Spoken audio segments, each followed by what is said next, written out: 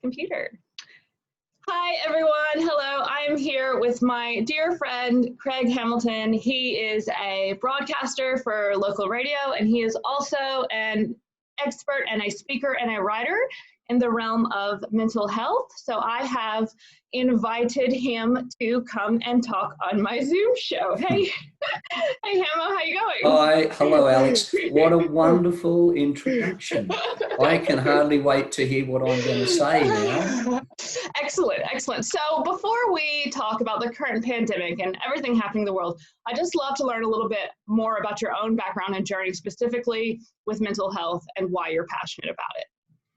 Okay, well, first of all, I come at mental health from a consumer's point of view. I experienced my own very severe mental breakdown 20 years ago. It's 20 years ago this year that I was diagnosed with bipolar disorder and with depression, and it really came out of nowhere. I'd had not a charmed life. I don't think anyone lives a charmed life, but a very good life mentally, physically up to that point. And then I just started getting really, really depressed in the beginning of 2000, and that lasted 8 months, and it was awful. It was the worst thing I've ever experienced.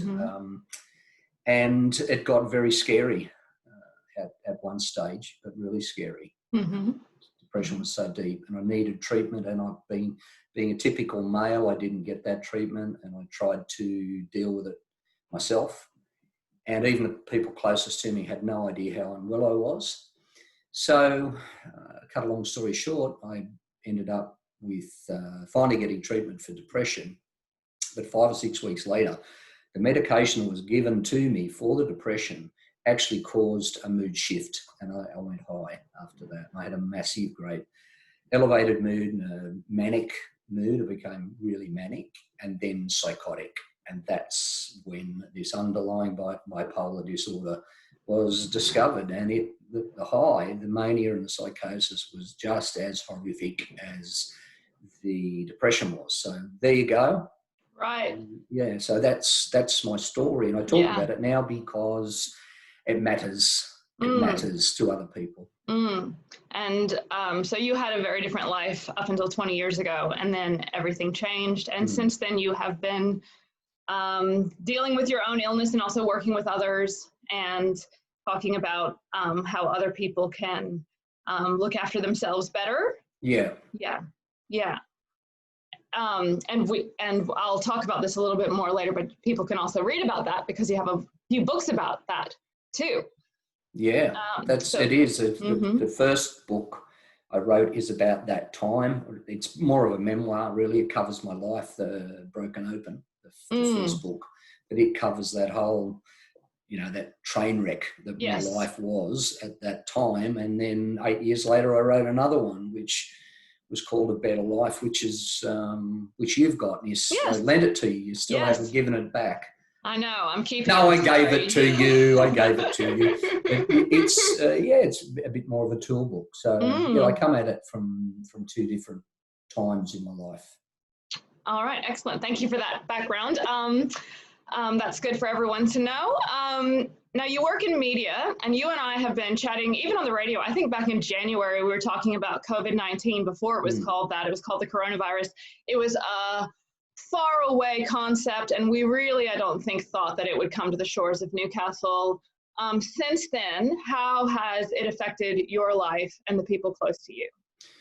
Well, I suppose the greatest difference that it's made to my life is it's forced me, like many, to work from home.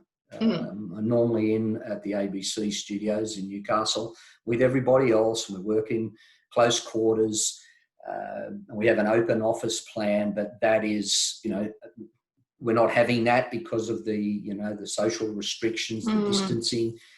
So I'm at home, and that's where I'm speaking to you from now. And the only day I go into the studio is on Saturday when my Saturday program's on. All the rest of the phone crosses that I do into programs are all done from home on an app, and all of the meetings I have are even done by Teams or with Zoom. So like this. This is the way. And you can't see friends. You can't go for coffee. You can't go out for breakfast. You can't go out for lunch. And some would say, well, that's a small price to pay, first world problem.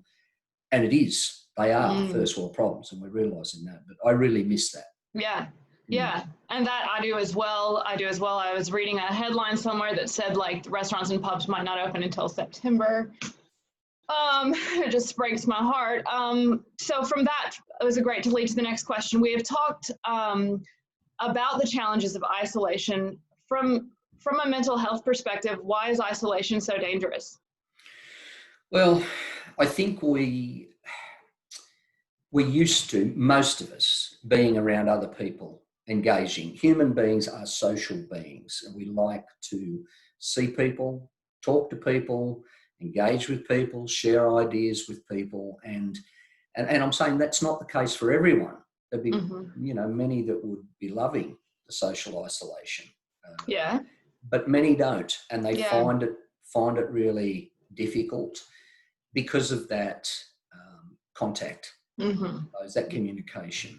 And it can get, and that in terms of mental health, that's one of the great challenges with it, because you become so internalized with those feelings when it is acute anxiety or it's acute stress or it's depression, that you don't share anyway. That's part of it. And then when you've then loaded on top of that is the inability for other people or it makes it so much harder for people to communicate with you, to see how you are, and because it's hard enough to tell how someone is when you're face to face. They can tell you that they're fine and they're well, when in fact they could be imploding on the inside. You've got to be really perceptive to pick that up. But in having that communication as we are, it's even harder. So that isolation, I think, is really a challenge, and it will be pushing a lot of buttons for people right now. I agree. And also, you might see someone, I read an interesting someone was commenting on it saying for 3 days you think you're fine, and then on the 4th day you wake up and you're losing your mind. So it's like it hits you in waves as well. So you might talk to someone at one time and they seem okay, and then we don't see each other, so it's harder to gauge. Well, it's like it's a novelty for 3 or 4 days. How good's this? This is a new game, and we'll play this for a while, and then it becomes 3 weeks, and then it becomes 4, and then it becomes 6. And the novelty soon, the novelty wore off 5 weeks ago, and it becomes the new norm, and it becomes our new reality. And the uncertainty is the other thing, Alex. The uncertainty. We like control over our lives.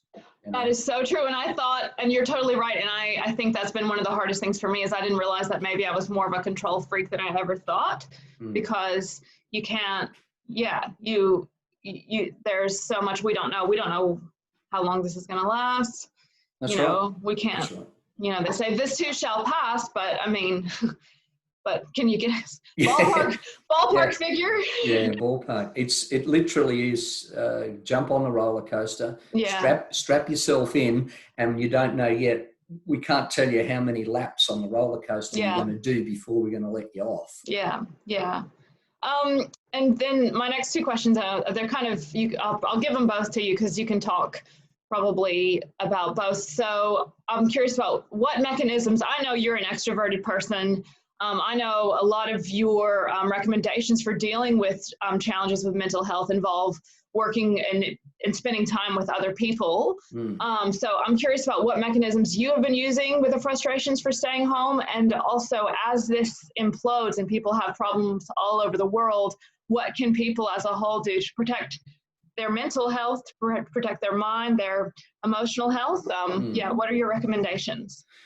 A lot of the things I do and I would recommend to other people are very much on the same track as what I do normally to look after my mental health. Because every day I wake up, I'm conscious of the fact that, and I never was before, it's not until you get dragged through put through the ringer yourself that you actually become aware that there is a thing called mental health, and you actually need to be aware of it and treat it seriously. So every day, even if I'm not in isolation, then I'm conscious of how you're feeling today, how are your energy levels, did you sleep well, are you eating well, have you done some exercise today, have you got some sunshine today, because all of those things, are fantastic for maintaining your mental health.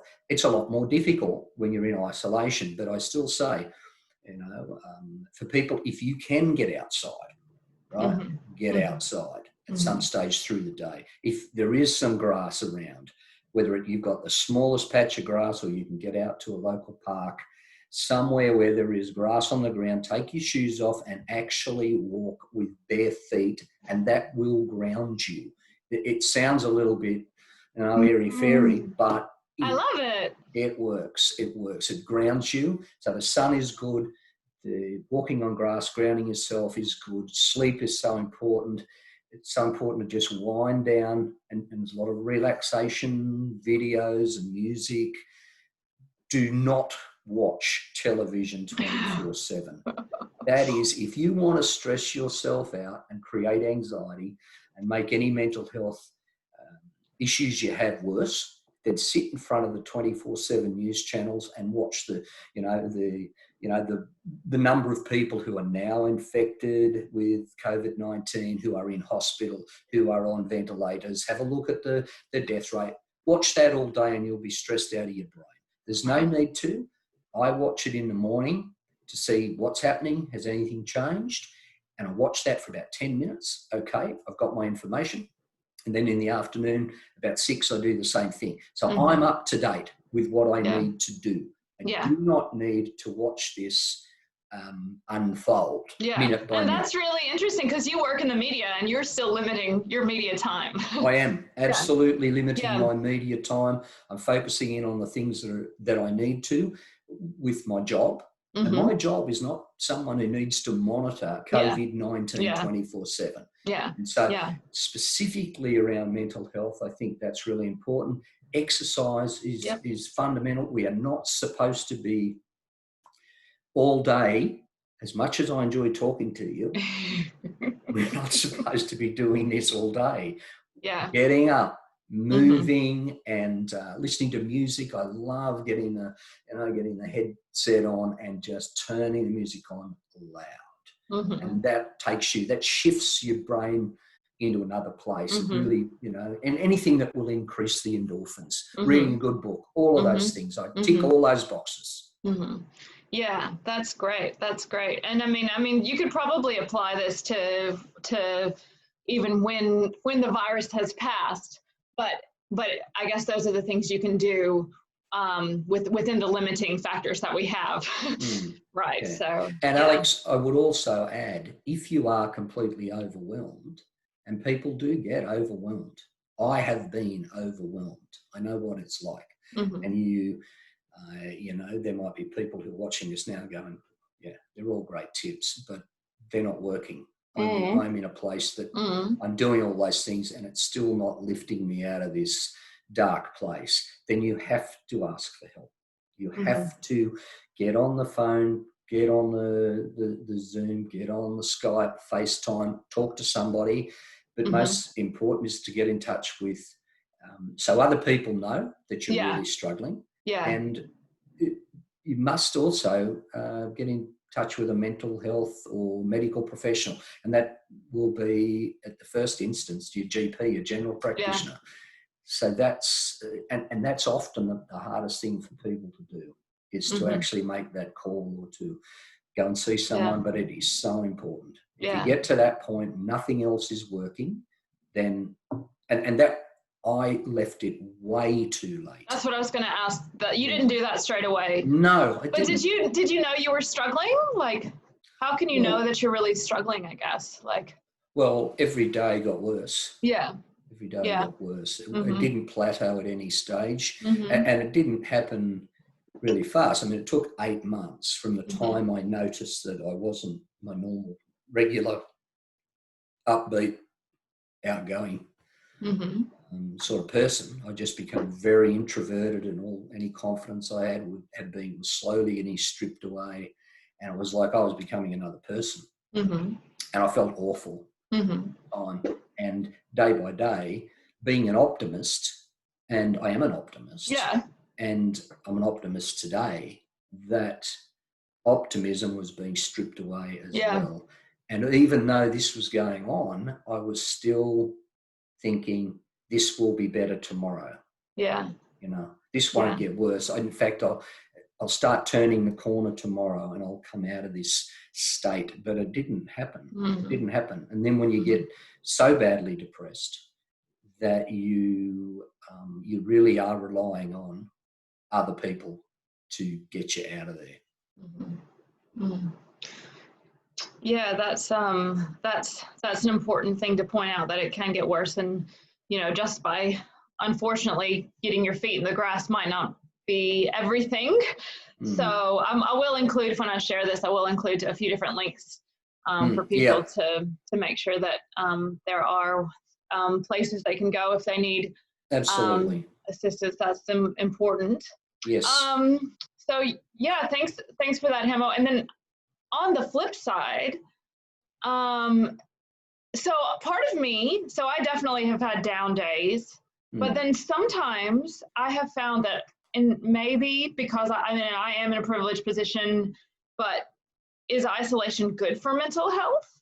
In some ways, I've been doing more yoga than ever before. I have found myself like spending time looking at the sky, feeling actually incredibly at peace. Do you think that there's anything positive that can come from isolation at all? Absolutely. Yeah. All of those things. And some people need some time, and some people need to have it forced upon them. And you might be one of those people, Alex, because you... Maybe, yeah. Well, I noticed behind you, your kitchen bench is very clean. Congratulations. But I am cleaning a lot still, yes. What this is doing, and I see there's going to be a lot of positives come out of this. This is not a negative story entirely, COVID-19. I think it's going to slow everyone down. And I think that's a good thing, because I think we need to be slowed down. The world just seems to be speeding up, the whole thing. It's just, it has become in many ways a bit dog eat dog, it's all about being successful and not caring how you get to be successful or who you walk over to be successful. That seems to be the end goal, where I think when everybody's forced to stop and take stock, we might actually come out the back end of this and have a bit more respect for each other and a bit more empathy for each other, and a bit more, there might actually be some more connectiveness at the end of it. And there was one other thing, that the constant busyness. It's almost like a badge of honor. Yeah. To be busy in this world. Someone asks you, how are you? Oh, I'm busy. Well, how good's that? That's great. You're busy. Well, it's not actually good to be busy all the time. Yeah. We've got to be human beings again instead of human doings, if that makes sense. Yeah. And one thing that's so true. And I think that one interesting thing about this really unique situation is, like, I don't have fear of missing out. So it's like everyone's kind of in the same boat. It's not like I'm looking at other people and being like, oh, look at the great time they're having. Like, we're all kind of, we're all slowing down together. And so there's this and there's less jealousy, even on social media. We're all kind of trying to find ways to hunker down and deal with that. So I think that's... Well, you're right. You're right. And I think what is coming out of it, which is really positive, so many more people are trying to help other people. Yeah. Which may not have happened had we not had this common goal, when it really is everyone's in it together. There are people in New York City right now who are facing exactly the same challenges that we are in Newcastle. There are people in Buenos Aires. There are people in Paris. I mean, it is literally a worldwide pandemic. Everybody's talking about it. Everybody knows about it. So I think there is more focus on helping the next person, which is a positive. It is good. We are quite lucky in Australia compared to a lot of places, though. I'm glad that at this stage the main focus can be on isolation and not huge amounts of death like other places are having. So we are lucky, but everyone no matter what the death count is, everyone is being encouraged to stay in. So that is kind of a universal thing. I think Australia's handled this really well. Mm-hmm. Yeah. We've jumped on it quickly, and probably are dealing with it as well as anyone. Yeah. So no, I feel very blessed to be here at the moment, and I am very worried for other places, and I'm glad that we have handled it as well as we have. I mean, it's not over yet, so anything could happen, but as of right now, I am quite grateful for that. So that is kind of a whole nother kettle of fish. But in that vein, Hamo, I guess what do you think this is going? I guess you've kind of mentioned this already, but do you think that this virus is going to affect us for years and years to come? What are your hopes and futures once we come out of this? What do you think might be different? Well, I think I don't know what it's going to be like. Mm-hmm. I mean, who does? Yeah, it's crystal ball. Yeah. It's crystal ball stuff. What I hope is that we can appreciate everybody that we know more so than we did before. Yeah. We really see, I love the catch-ups that I have with, friends and work colleagues and families. I love the, 99% of the time. And I've always, only in the last, probably not always, that's one of the great lessons that I suppose I've learned through this, the period of time where I had poor mental health and then recovery, was that the most important time for you is now, in the present moment. And so I'm really much better at focusing on the conversation we're having, what we're doing right now, and my mind is not distracted on what's coming up in 10 minutes. Yeah. My mind is not distracted on, I'm talking to you and then my phone's going off and, I say, hang on, Alex, let me answer that. I don't answer it. Yeah. The important thing is, don't leave a message. The important thing is, it's you and I here now. And that might be a good thing to come out of. We just might end up less distracted. Yeah. And not looking for that next shiny new toy.